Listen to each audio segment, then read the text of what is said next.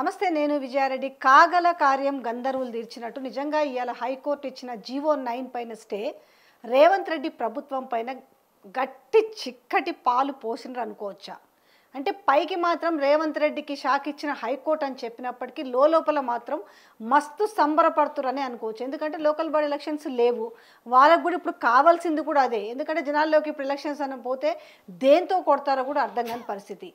4 వారాల తర్వాత అసలు ఏం జరగబోతుంది, కోర్టు మళ్ళీ ఏం తీర్పు ఇవ్వబోతుంది, ఈ విషయంలో డిస్కస్ చేద్దాం. మనతో ఉన్నారు senior political analyst KS Prasad. నమస్తే అండి. నమస్తే. సో ఈరోజు చూసిరు అంటే టోటల్గా బీసీ నిన్నటి నుంచి 42% బీసీ రిజర్వేషన్ల గురించి ఎట్టకేలకైతే స్టే ఇచ్చింది 909 జీవో పైన 4 వారాల్లో కౌంటర్ దాఖలు చేయాలని చెప్పారు. ఒక విధంగా ఇక్కడ చూస్తేనేమో రేవంత్ రెడ్డికి షాక్ ఇచ్చిందని అనుకోవట్లే, రేవంత్ రెడ్డిని ఎత్తిన పాలు పోసింది అనుకుంటున్నారు. ఏం చెప్తారు ఈ విషయంలో మీరు? ఇవాళ 2వ తారీఖమ్మా? 9 జీవో నెంబరు. ఓకే, ఒకటి గుర్తుంచుకో, మొన్న దసరా అయింది, రేపు వచ్చి పండుగ దీపావళి. తెలంగాణ చరిత్రలో దీపావళికి దసరాకి మధ్యలో అక్టోబర్ 9వ తారీఖు రేవంత్ రెడ్డి గారి పండుగ అని ఒకటి కొత్తగా వచ్చింది. ఈ రేవంత్ రెడ్డి గారి పండుగ ఏంటంటే, నాకు ఇష్టం లేనిది ఇష్టం వచ్చినట్టు ప్రవర్తిస్తే, ఇందాక లేదన్నా చూడు ఇంట్రొడక్షన్లో, కాగల కార్యాలు గంధర్వులు తీర్చినట్టు, శంకరంలో పోస్తే తీర్థం అయినట్టు, స్టేట్ ఎలక్షన్ కమిషన్ అంటే స్టేట్ గవర్నమెంట్ చేతిలో కీలు బొమ్మ అని ఇంకోసారి ప్రూవ్ చేయడానికి.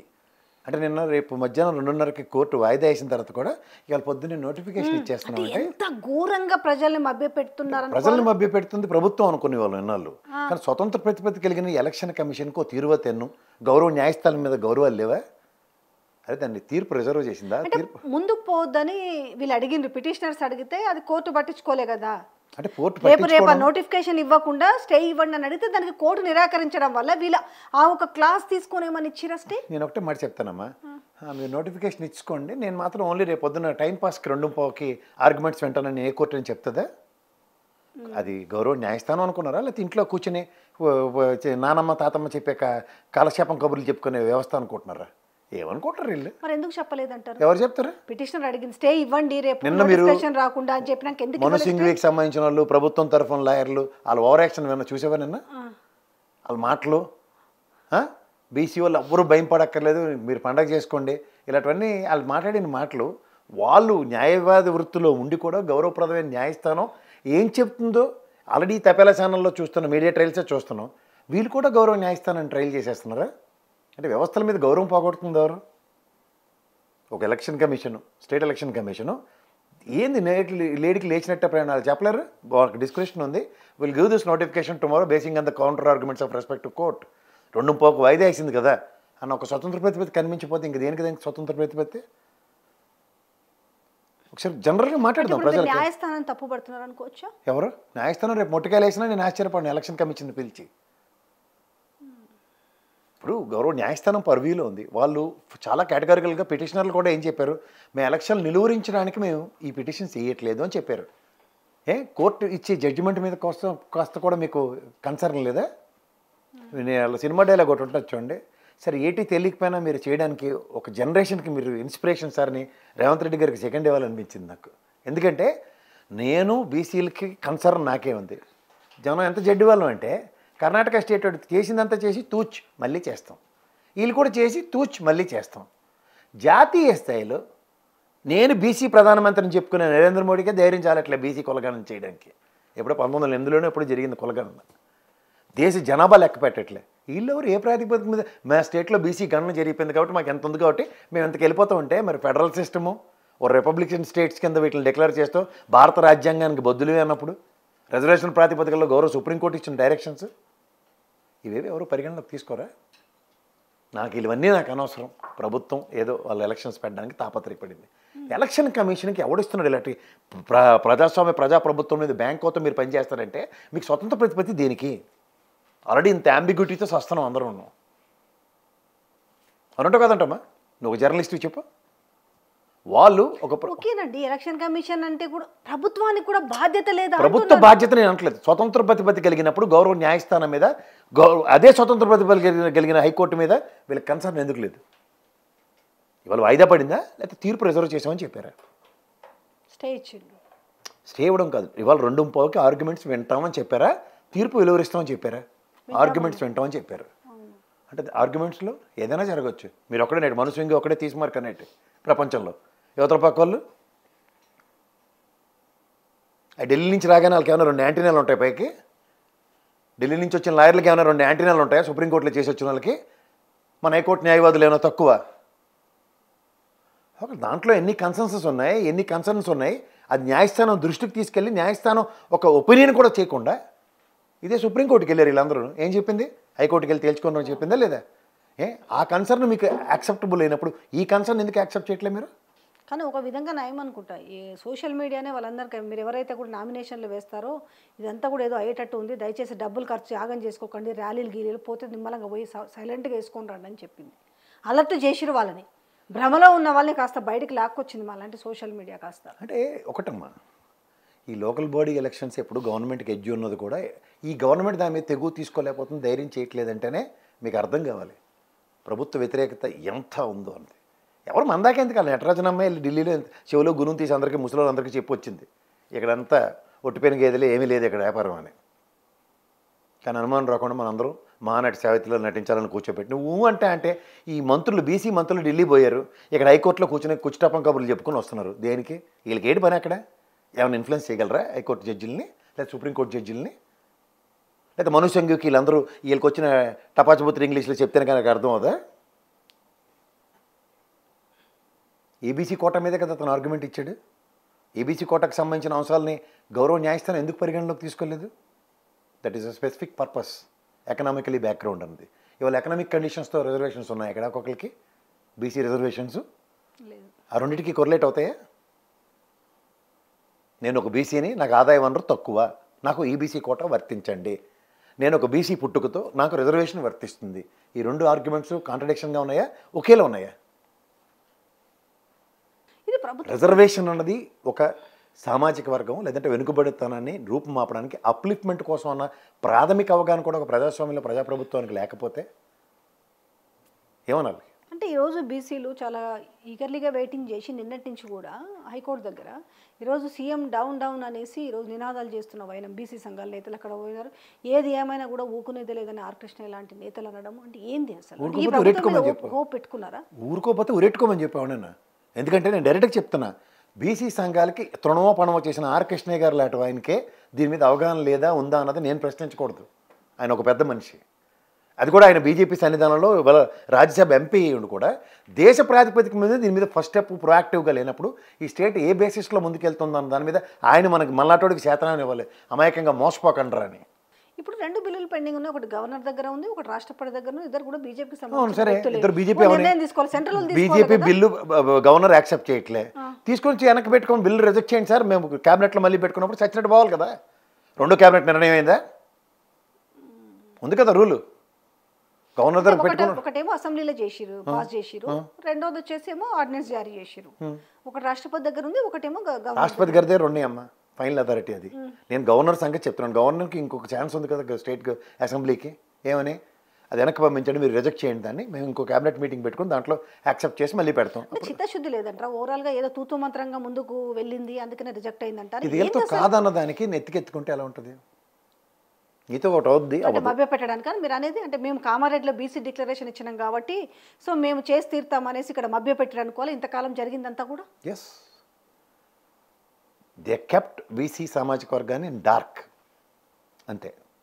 ఆ డార్క్లోంచి ఎన్లైట్మెంట్ లైట్ నేను ఇస్తానని చెప్పి ఇంకా మభ్య పెట్టడం అవ్వని దానికి అవ్వని పెళ్లికి అర్థమైందంటారా? ఇప్పటికన్నా కనీసం బీసీ సామాజిక వర్గానికి ఏం జరుగుతుంది, మనల్ని ఏ రకంగా మభ్య పెడుతున్నారు అనే విషయం ఒక క్లారిఫై వచ్చిందంటారా? ఖచ్చితంగా వస్తుంది, ఎందుకు రాదు?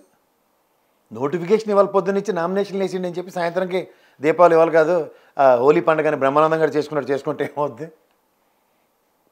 అలా సినిమా చూసేవా బ్రహ్మానందం గారిది? ఇవాళ హోలీ రా అంటే నేను హోలీ చేసుకుంటాను, నేను విరుద్ధంగా చేస్తా అంటాడు. ఏదైనా అట్లనే ఎందుకు చేయాలి, ఇట్లా ఎందుకు చేయకూడదు అన్నప్పుడు లాస్ట్కి ఏమవుద్ది? వినాయక నిమజ్జనం అవుద్ది. అంటే అట్లుందంటారా ఇప్పుడు తీరు? అంతే కదా, వినాయక చవితి అయిపోయిందని ధైర్యంగా ఉంటే. ఇది ప్రజాస్వామ్యంలో ప్రజలే అంతిమ న్యాయ నిర్ణేతలు. వాళ్ళకు ఒక కష్టం వచ్చినా నష్టం వచ్చినా చెప్పుకునేది ప్రజలకి తరఫున ప్రభుత్వానికే. ప్రజల ఆక్రందాన్ని తీర్చకుండా ఏదో కంటి తుడుపు చర్యలతో ప్రభుత్వం నడిపించుకుందాం అనుకుంటే అది తాత్కాలిక ఉపశమనాలకి ప్రలోభాలకి లోనే ప్రభుత్వం నడిపించుకుంటూ కుదరదు. Temporary solutions. 4 వారాల్లో కౌంటర్ దాఖలు చేయమని చెప్పింది. ఈ 4 వారాల్లో ఏం తెలబోతుంది? ఏమీ తేలదు. ఆ? మూసుకుని ఇంట్లో కూర్చొని చిరతలపర పాటలు పెట్టుకుని కూర్చోడమే, అంతకన్నా ఇంకేట్లేదు. అంటే ఒకవేళ మీరు పాత పద్ధతి ప్రకారమే వెళ్ళమని చెప్తారు. లోకల్ బాడీస్ అయితే పెట్టాలి కదా, పెట్టకుండా ఎన్నెలైనా తర్వాత విషయం అమ్మా. గ్రామాలు ఇవన్నీ మీరు కూడా లోకల్ బాడీ ఎలక్షన్స్ పెట్టడానికి ఎవరైనా అప్రహెన్షన్స్ ఇచ్చారా? బీసీ రిజర్వేషన్స్ మీద అప్రహెన్షన్స్ ఉన్నాయా? అంటే పెట్టుకోవచ్చు ఇప్పుడు వీళ్ళు. పెట్టుకోమని చెప్పను. మరి తీసిమార్కం కబుర్లన్నీ బీసీల గురించి మేము ఎంత చేసేస్తాం అంత చేసేస్తాం అని చెప్పి జీవో ఇచ్చి ఎలక్షన్ నోటిఫికేషన్ ఇచ్చి నామినేషన్లు కూడా వేసిండి అని చెప్పి తూచి పాత పద్ధతిలో చేస్తామంటే దీనికి ఎందుకు? బట్ అయినా కూడా సింపతి గెయిన్ చేసే పరిస్థితి జరుగుతుంది కదా. వాకిటి శ్రీహరి లాంటి బీసీ మంత్రులు మాట్లాడుతూ మేము ఇద్దామనుకున్నాము కానీ అనవసరంగా వాళ్ళు వేరే వాళ్ళ మీద నెట్టడం, కోర్టులకు వెళ్ళేసి ఆపినారు. మేము కోర్టుకి వెళ్తే కట్టుబడి ఉన్నాం. హైకోర్టు న్యాయవాదులు ఎవరన్నా న్యాయమూర్తులు ఒక పవిత్రమైన ప్రదేశంలో కూర్చొని దేవాలయాలు హైకోర్టు నుంచి ఇచ్చే తీర్పుల్ని ఎవరు వీలు చేయగలరు, ఎవరు ప్రభావితం చేయగలరు? మీ ఆర్గ్యుమెంట్స్ మను సింగే వచ్చాడు కదా, ఎందుకు ఆర్గ్యుమెంట్లో లేపాడు? మీ శాతకంతా నన్ను ఎవరిని ఎత్తుకురుతారు? లేదా లోద్దరం తెచ్చుకుంటే పని నేను అనుకుంటున్నారే ఈ కొంప ముంచారు బాబు, చంద్రబాబు నాయుడుకి ముంచినట్టు మీకు కూడా కొంప ముంచారు అనుకోండి. మను సింగేనే తెచ్చారు కదా, ప్రాణాలు తగ్గించి రాజ్యసభ కూడా ఇచ్చారు కదా మీరు. ఇక్కడ నుంచి అది కూడా అందుకే దీనికోసం వాదించుకుంటున్నాను. ఫీజు ఇచ్చర్లేదు కనుక్కోసారి. కృతజ్ఞత రాజ్యసభ ఇచ్చినందుకు కృతజ్ఞతగా కొంప ముంచి వెళ్ళాడు రేవంత్ రెడ్డికి. లోపల ఇష్టమే. తెలివిగా గేమ్ ఆడారు కదా. ప్లీజ్, తెలివి తక్కువగా గేమ్ ఆడారు. ఏమో నేను అనుకోవట్లేదు. ఎందుకంటే మేము ఒకవైపు అంటే ఒక సామెత ఉంటుంది తెలంగాణలో కానీ ఏదైనా వాడతారు, బర్రెనేమో తన్నమని చెప్తారు, దూడం జీకమంటారు అన్నట్టుగా. మేమేమో దీనికి కట్టుబడి ఉన్నామంటారు. ఏ రకంగా అయితే వాయిదా పడ్డట్టయితే చేసుకున్నారు కదా. ఇప్పుడున్న పరిస్థితుల్లో ఇవాళ నిజంగా ఎలక్షన్స్కి పోయింటే ఒక రేంజ్లో ఉండేది పబ్లిక్ నుంచి, కానీ తప్పించుకున్నారు కదా. అదే కదా చెప్తున్నాను. నువ్వు చెప్పినట్టు బర్రెని తనమని ఎవరనంటే ముందు నన్నే తన్నిండి పని అయిపోద్దని రేవంత్ రెడ్డి గారే తన్నించుకున్నారు. అదే ఉంది ఇప్పుడు. పెయ్యని పాలు తాగమన్నారు అనుకో, ఆవు ఎప్పుడు పిల్లల్ని తన్నది. వాళ్ళకి ఏం హోప్ ఉందంటే ఎట్టో కిట కింద పడి అధికారం మేము మా చేతిలో ఉంది కాబట్టి, అధికారులు మా చేతిలో ఉన్నారు కాబట్టి మేము జూబ్లీ హిల్స్ బయటపడతాం, కానీ ఇవి బయటపడ్డు జూబ్లీ హిల్స్. అలా కాదు కానీ ఇంకో మాట చెప్పు, ఇంకా టైం ఉంది దానికి. అదే వాళ్ళు మస్తు హోప్ పెట్టుకున్నారు, అందుకే నవీన్ యాదవ్కి టికెట్ ఇచ్చారు. ఆడనేమో భాగ్యలక్ష్మి లాటరీ టికెట్ కొనం ఎప్పుడైనా టికెట్ చేత్తో పట్టుకుని నేను కూడా సాయంత్రం లాటరీ వస్తుందని ఓపుతూనే ఉంటాను. టికెట్ వచ్చినప్పుడు మాడదాం. మీరు అట్లా మాట్లాడుతున్నారు ఎందుకమ్మా? నేను రేపు సర్వీ తీసుకొచ్చేస్తాను స్టాటిస్టిక్స్ చూద్దు. కానీ ఇది ఎంఐఎం క్యాండిడేట్ నిలబడిపోవడానికి వెళ్ళి అయిపోద్దాం అనుకుంటున్నాం వన పెళ్ళికి. అయితే 2-3 ఎవరో మంత్రులు ఎంఐఎం మా అమ్ముల పొదిలో ఉందంటే వీళ్ళకన్నా పెద్ద మడతగా చేయించే బీజేపీ వాళ్ళు ఉన్నారు దేశవ్యాప్తంగా. ఏడపడితే అక్కడ కాంగ్రెస్ కొంప ముంచడానికి వెనకాల శంకల పెట్టి తిరుగుతాను ఎంఐఎంని. ఇక్కడ రాగానే వాళ్ళకి ప్రాంతీయ మమకారాలు ఎలా ఉంటాయో మీ వల్ల కాదు ఊహించడం. 2 జాతీయ పార్టీలతో ముట్టుకెళ్తాను ఎంఐఎం పార్టీ. ప్రాంతీయ మమకారం చూపిస్తే ఎక్కడ ఉంటారో చెప్పండి. ఇది ఒక ఈక్వేషన్ అయితే వర్కౌట్ అవుతుంది. ఏమని వర్కౌట్ అవుద్ది? అధికార పార్టీ కాబట్టి. అయితే అధికార పార్టీ గవర్నమెంట్ కూడా వాళ్ళదే. గ్రేటర్ హైదరాబాద్లో ఒక సీట్ అని గెలిచారే. సాయన్ పాప చచ్చిపోతే గెలిచారని మాత్రం నాకు చెప్పాక. అంటే దేనికి అంటే ఓడిపోవడానికి కారణాలు ఏంటి, వాళ్ళు ఓడిపోతారు అనేది ఎందుకు సర్వేలు చెప్తున్నాయి? సంవత్సరం పాటు మనకేమైనా నీకేమైనా ఆడపిల్లలు పెట్టి ఆడపిల్లలు కాబట్టి నీకు తులం బంగారం ఇచ్చాం, మిస్ ఇండియా పోటీలు ఇక్కడ పెట్టాం కాబట్టి ఆడపిల్లలందరికీ కిరీటాలు పెట్టామని ఏమన్నా చెప్పారు నీకు? అయితే నువ్వు ఆడపిల్ల బస్సు ఎక్కి బాగా తిరుగుతున్నావు కాబట్టి ఇంట్లో మీ ఆయనకి మీ పిల్లలకి రక్తాలు తాగేస్తామని చెప్పి టికెట్ రేట్లు పెంచినందుకు వాళ్ళకైనా 3 ఓట్లు వేస్తా పెట్టి ఇంటి నుంచి వెళ్ళి ఏడు చేశారని ఇస్తారు, ఏడు ఉద్ధరించారని ఇస్తారు చెప్తే ఒకసారి నేను ఆలోచిస్తాను. పొన్నం ప్రభాకరు, సీతక్క, రేవంత్ రెడ్డి వీళ్ళందరూ 4 కోట్ల మంది మహిళలు ఫ్రీ బస్లో ట్రావెల్ చేసిరు, లాభాల బాటలో నడుస్తుంది ఆర్టీసీ అన్నారు. ఇలా సచ్చిచడి ఒక ఎండి నాగిరెడ్డి ఏం చెప్పింది ఆర్టీసీ ఎండి అంటే మాకు 1350 కోట్లు మాకు బాకీ ఉన్నారు అని చెప్తుంది ప్రభుత్వం. ఇప్పుడు వాళ్ళకి ఆర్టీసీ మంచిగా సవ్యంగా ముందుకోవాలంటే 11,000 కోట్లు కావాలంట. మరి వీళ్ళు లాభాల బాటలు నడుస్తుందని చెప్తారు. ఈరోజు చూస్తేనే మరి టికెట్ల రేట్లు పెంచారు. అందుకే మా సజ్జనార్ గారిని కమిషనర్ ఆఫ్ పోలీస్ చేస్తారు హైదరాబాద్కి. ఆయన గట్టిగా మాట్లాడతారు కదా, నిజమే డబ్బులు ఇవ్వాలన్న మాట ఆయన అనేసాడు అనుకో, ఎందుకు వచ్చిందని ముందు కమిషనర్ చేసేస్తే పని అయిపోద్దని ఇటు తీసుకొచ్చారు. ఎందుకంటారు ఇంత అస్తవ్యస్తమైన పరిస్థితిలోకి ఎందుకు నెట్ట పడింది, నెట్ట పడుతూ ఉంది? పైన ఉన్నదోరమ్మా పైన బీజేపీ, ఇక్కడ ఉందోరు కాంగ్రెస్. ఈ రెండింటికి సింక్ అవుతాయా? కనీసం రాష్ట్ర బడ్జెట్ తోటన రాష్ట్రాన్ని సవ్యంగా చూసుకోవాల్సిన ఒక మన ఇంటిని సరిదిద్దుకోవాలి కదా. పైన హైదరాబాద్ నుంచి తప్ప ఇంకెక్కడ రూపాయి వచ్చే కార్యక్రమం చెప్పు నాకు. ఎంత అస్సలు అందరూ రియల్ ఎస్టేట్ పడిపోయింది అంటున్నారు. 177 కోట్లకు ఎకరం భూమి అమ్మిరంట. కొన్నాడెవడో అమాయకుడు, కొంటాడెవడో బాగా బాగా బ్లాక్ మూలికి ఎవడో చెప్పుకుంటాడు నరేంద్ర మోడీ కళ్ళకి వచ్చి 500 నోట్లు ఎత్తేస్తామని. ఇంకా కొని ఉంటాడు. అలాంటి వాళ్ళ గురించి ఆలోచించాలి. కొన్నారు నిజమే. లాస్ట్ టైం నానక్రామ్ గూడలో 65 కోట్లకి గత ప్రభుత్వం అమ్మలేదు. 100 కోట్లు కూడా వేసిరాలు. కొన్ని అప్లికేషన్స్కి కొన్ని సస్టైన్ అవ్వాలంటే గవర్నమెంట్ దగ్గర ఇలాంటివి 2-3 మ్యాజిక్లు జరుగుతుంటాయి. ఆ 2-3 మ్యాజిక్లతో మొత్తం హైదరాబాద్ అంతా 177 కోట్లకి అమ్మేస్తున్నాం అని చెప్పమని ఉండండి చూద్దాం. ఏదో ఒకటి 2 పట్టుకొని ఇటు నుంచి ఇలాగ వెళ్తున్నప్పుడు లూయి ఫిలిప్ షోరూమ్ ఉంటుంది. 4 కనబడగానే అబ్బాబా మార్కెట్ ఎలా ఎస్టాబ్లిష్ అయిందంటే అసలు ఊహించలేం. ఇవాళ లూయి ఫిలిప్ షోరూమ్ నిండా మనుషులే అని రాశాడు అనుకో ఎవడన్నా ఆర్టికల్. పక్కన ఎల్లంచోలి వాడు లబ్బో దిబ్బోమంటూ ఉంటాడు. వ్యాన్ వస్తే లబ్బో అని ఏడుస్తూ ఉంటాడు. చంద్రప్రదేశ్ చూడను బొమ్మనాప్రదేశ్ చూడు బెచ్చాట ఆడుకుంటూ ఉంటారు. ఏడిచేయాలి వాళ్ళ గురించి. ఆలోచించి కొన్ని మనకి ఏటవుతున్నాయి, ఎక్కడి నుంచి వస్తున్నాయి రెవెన్యూస్ అని చూడమని. ఇవాళ అమ్ముకుని తింటున్నాం అంటేనే స్థిరాస్తులను ఆలోచించుకో మన పరిస్థితి ఏముందో స్టేట్ ఖజానాకి. ఇది ఎత్తుకుతున్నారు భూములు ఏడమ్మాలి ఏడమ్మాలి అని. అంటే దాన్ని బట్టి నీకు అర్థం అవ్వాలి కదా. 177 కోట్ల విలువ చేసే పొటెన్షియల్ ఉన్న భూమి మన దగ్గర ఉన్నప్పుడు దాన్ని తనఖా పెట్టి దాంట్లోంచి ఏదో తీసుకొచ్చే కార్యక్రమం నుంచి వస్తుందా, అమ్మేస్తాం అని చెప్తారా? అంటే ROI అన్నది చాలా ఇంపార్టెంట్ కదా, రిటర్న్ ఆన్ ఇన్వెస్ట్మెంట్. ఏం చేస్తారు, రాష్ట్రం దివాలా తీసింది కాబట్టి తప్పట్లేదు అనే కాడికి వచ్చింది పరిస్థితి. దివాళ ఎవరి వల్ల తీసింది? అస్తవ్యస్త పాలనకి తెరలేపినందుకు. గతంలో ఇలా దివాళ కోరు మాటలు ఎప్పుడైనా విన్నావా? గత 5 సంవత్సరాల ట్రాక్ రికార్డులో కలిగిన గడికి కలో గెంజో లేకపోతే కడుపులో కాలు పెట్టుకుని కూర్చొని రోజు ఏదైనా ఉందా? ఏ సంక్షేమం ఆగింది, ఏ పథకాలు ఆగి?